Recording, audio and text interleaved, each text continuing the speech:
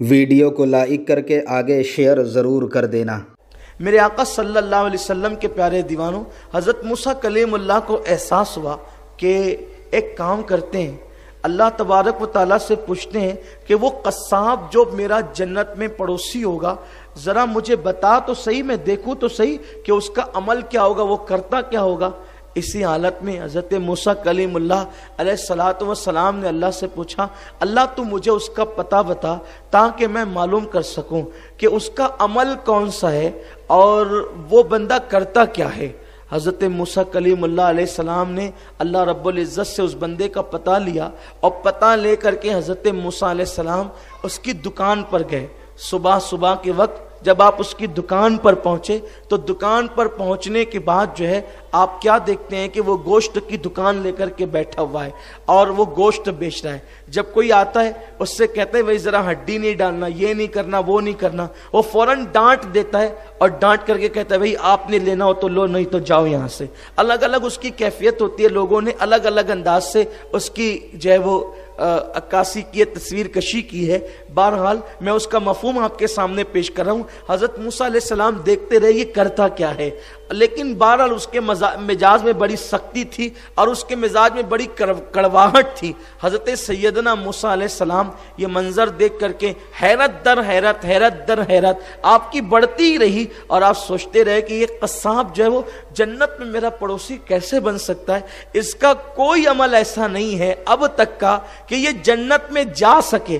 جب یہ جنت میں جا نہیں سکتا اپنے عمل کی وجہ سے تو یہ جنت میں میرا پڑوسی کیسے بن سکتا ہے۔ لیکن جب اس نے اپنا سامان سمیٹنا شروع کیا گھر جانے کے لیے تو حضرت موسیٰ علیہ السلام نے سوچا یہاں کوئی عمل نہ ہو سکتا گھر کوئی عمل ہو۔ تو حضرت موسیٰ علیہ السلام اس کے پاس کہتے ہیں اے نوجوان، میں مسافر ہوں اور میں آج تیرا مہمان بننا چاہتا ہوں، اگر تو اجازت دے تو میں تیرے ساتھ تیرے گھر چلوں۔ اس نے کہا ٹھیک ہے، اگر آپ میرے مہمان بننا چاہتے ہیں تو شوق سے بنے چلیں۔ اور پھر حضرت موسیٰ علیہ السلام کو ساتھ لے کر کے گھر چلا۔ گھر گیا، کھانا تیار تھا۔ جب کھانا تیار تھا، کھانا آیا، جیسے ہی کھانا آیا تو اس نے حضرت موسیٰ علیہ السلام کو ابھی کھانے کے لیے نہیں کہا، لقمہ اٹھایا اور لقمہ اٹھا کر کے اس نے اپنے منہ میں ڈالا اور منہ میں ڈال کر کے اس کو چبایا اور چبا کر کے اس نے نگلا نہیں بلکہ پھر اس لقمے کو نکال کر کے ایک جو ہے وہ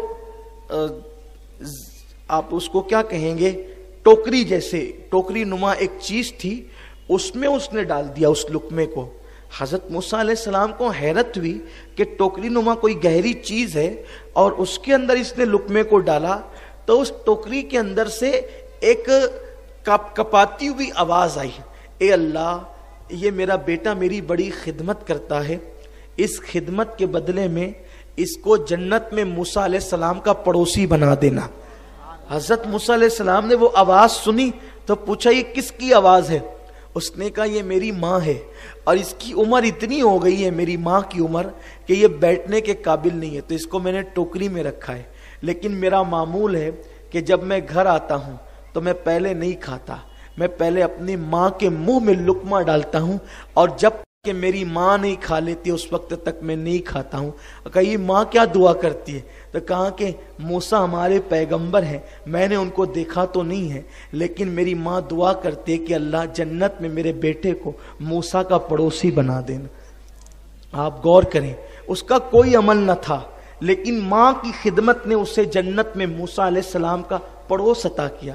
اب ماں کی خدمت اور ماں کی دعا لے کر انسان جب موسیٰ علیہ السلام کا جنت میں پڑوس حاصل کر سکتا ہے تو ماں کی دعا لے کر، باپ کی دعا لے کر کیا ہم دنیا کے اندر اچھا مکان نہیں خرید سکتے؟ کیا کاروبار کی مندی دور نہیں کر سکتے؟ کیا ہم اپنی مصیبتیں اور پریشانیوں کا علاج نہیں تلاش کر سکتے؟ ہم ہر مشکل کا حل تلاش کر سکتے ہیں ماں باپ کی دعائیں لے کر۔ ارے جب ماں باپ کی دعا سے خدا مل جاتا ہے تو ماں باپ کی دعا سے کیا نہیں مل سکتا؟ بڑا مشہور سا واقعہ ہے کہ ایک مرتبہ حضرت موسیٰ علیہ السلام ہی کا واقعہ ہے۔ حضرت موسیٰ علیہ السلام ایک جنگل سے گزر رہے تھے، چلتے چلتے تھک گئے. جب آپ چلتے چلتے تھکے تو آپ اللہ سے عرض کرتے ہیں میرے اللہ میں تھک گیا ہوں اور اب چلنا نہیں چاہتا, تو تو میرے لیے کوئی سواری کا انتظام کر دے.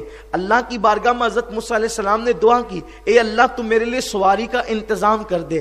تو اللہ نے کہا موسیٰ میرا ایک بندہ جنگل میں اور بھی ہے, اس بندے کے پاس جائیں اور وہ آپ کے لیے سواری کا انتظام کرے گا. آپ یہاں غور کریں, توجہ کریں, یہ واقعہ حدیث پاک میں موجود ہے کہ حضرت موسیٰ نے سواری مانگی, لیکن اللہ نے کہا کہ میرے اس بندے کے پاس جائیں, وہ آپ کے لیے سواری کا انتظام کرے گا.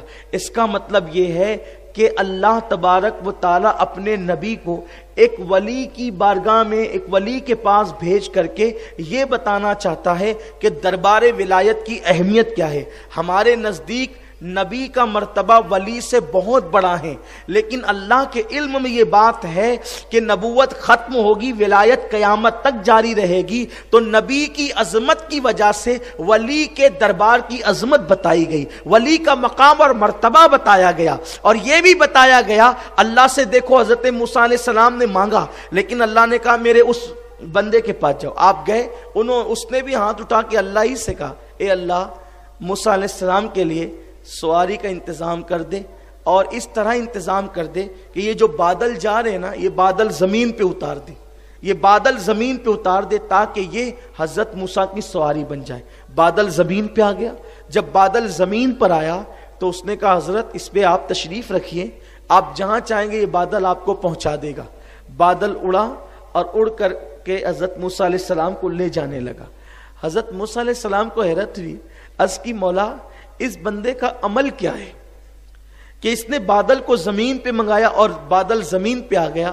اللہ کے کلیم سے اللہ نے فرمایا موسیٰ اس نے تو بادل زمین پہ منگایا, اگر یہ آسمان بھی زمین پہ منگاتا تو ہم آسمان کو بھی زمین پہ اتار دیتے. اگر یہ کہتا نا کہ آسمان بھی زمین پہ آ جائے تو ہم اس کے کہنے پر آسمان کو بھی زمین پہ اتار دیتے.